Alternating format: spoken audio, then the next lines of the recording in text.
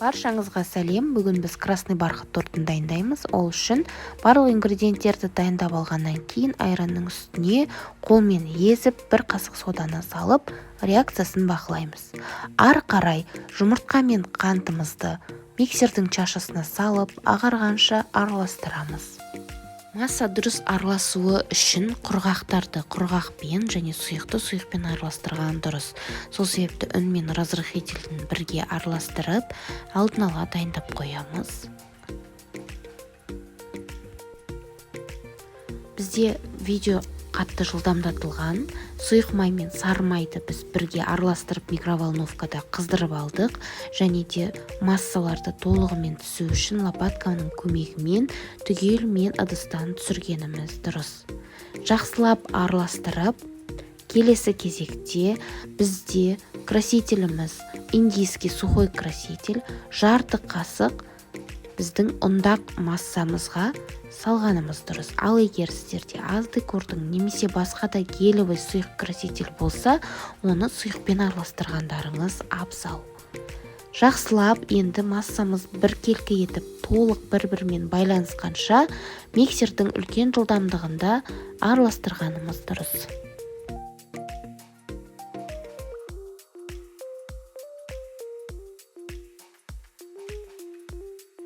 Мінекей біздің массамыз жақсылап араласып болды және лопатканың көмегімен айналасын және астын араластырып аламыз.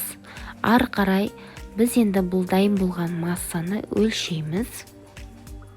Ары қарай енді 21, 22, 20 диаметрдегі дөңгелек формаларда пісіруімізге болады. Біздің жағдайда 20 см диаметрде және астына фольганы жақсылап бекітіп төгілместей дайындап алдық.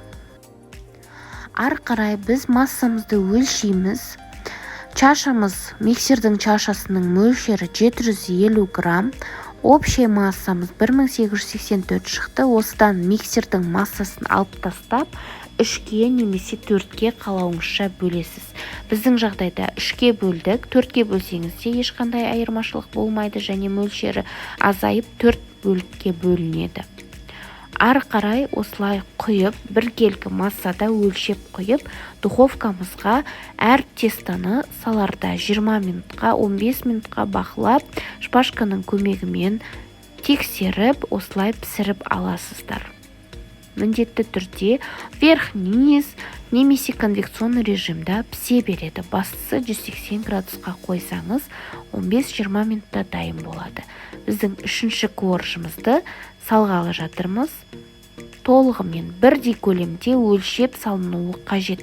Сонда ғана сіздің тестаңыздың биіктігі бірдей, көлемі бірдей болады. Дайын болған корждарымызды сыртын кесіп, ақырын ғана фольгасынан ажыратамыз. Мінекей.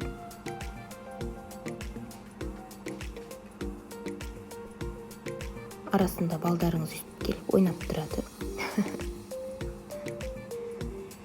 Решетканың үстіне қойып суытатын болсақ, жылдам суиды және де еш жерде жабыспай әдемі болып өзінің формасын сақтап тұрады. Ыңғайлы.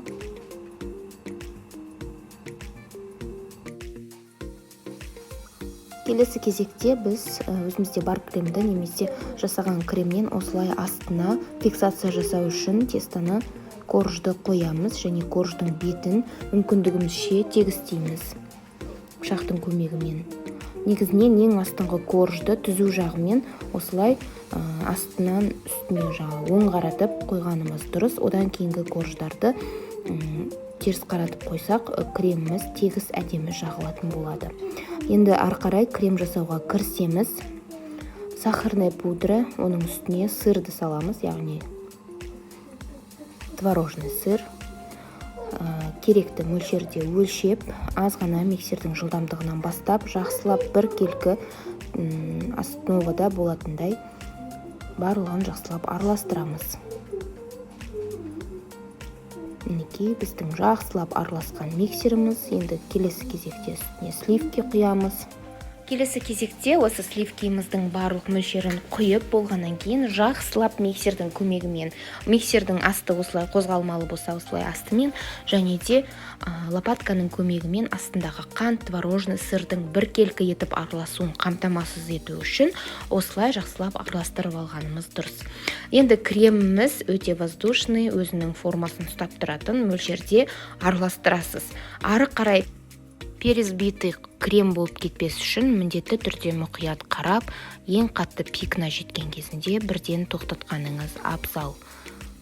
Өзіңіз текстурасына кремнің қатты воздушный емес және сұйық емес, қатты тығыз болып тұрған кезінде тоқтатқаныңыз дұрыс. Және де крем жасау үшін міндетті шарт ол сіздің холодильнигіңізде кремнің компоненттері, яғни творожный сырда, сливкида кемі 4-6 сағат холодильникте тұрған болу керек, базардан немесе магазиннен алып келгеннен кейін. Әр коржды осылай қаптаймыз, әр корждың қалыңдығына сәйкес теңдей етіп крем жағамыз және үстіңгі кремнің маңызды емес, себебі сыртынан обтяжка болатындықтан ол жерде қайтадан крем жағылады. Ал между коржами бірдей болып жағылғаны дұрыс, себебі коржға крем сіңгеннен кейін кремнің мөлшері сәл болса да азайып, әдемі біркелкі слой қалыптасады.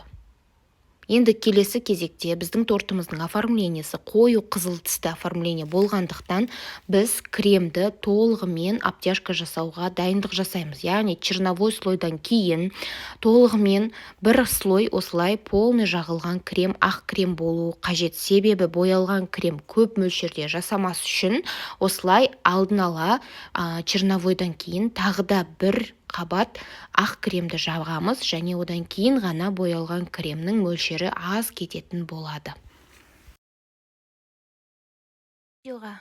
Видеоға сәйкес торттың бетін креммен осылай жақсылап жауып аламыз. Одан кейін ыдысымызға бөліп керекті түстерге біз бояйтын боламыз. Біздің жағдайымызда Человек-пауктың оформлениесі детский ұлдарға арналған оформление болғандықтан біз тортымыздың сыртын жақсылап қанық қызыл түске және көк түске бояйтын боламыз. Ол үшін біз топ-декордың көк красителін және индийский қызыл красительді пайдаланып біз кремдерімізді бояймыз.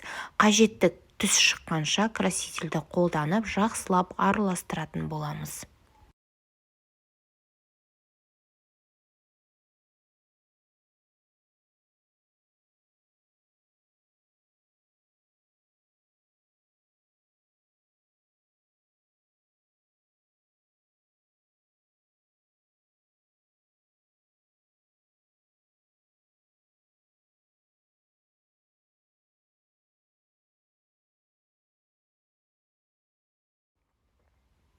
Мінекей біздің қызылымыз да көгіміз де жақсылап дайын болды. Кондитерский мешокқа салып, жай ғана ұшын ғана кесу арқылы көп шығып кетпеуін қамтамасыз етеміз.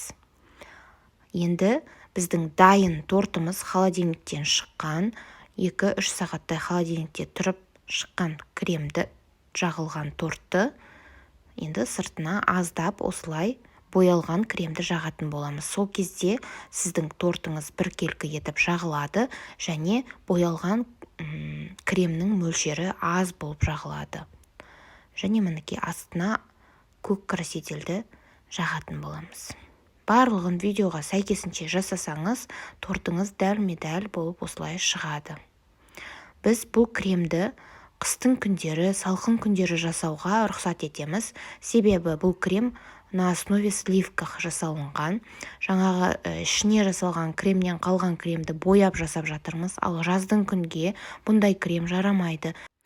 Ең дұрысы жаздың күні біз сіздерге беріп жатқан крем-чиз на масле вариантын қолданып, дәл осылай бояп, барлығын дәл осы видеоға сәйкес жасайсыз, бірақ тек сыртына ганаш немесе крем-чиз на маслемен обтяжка жасағаныңыз дұрыс.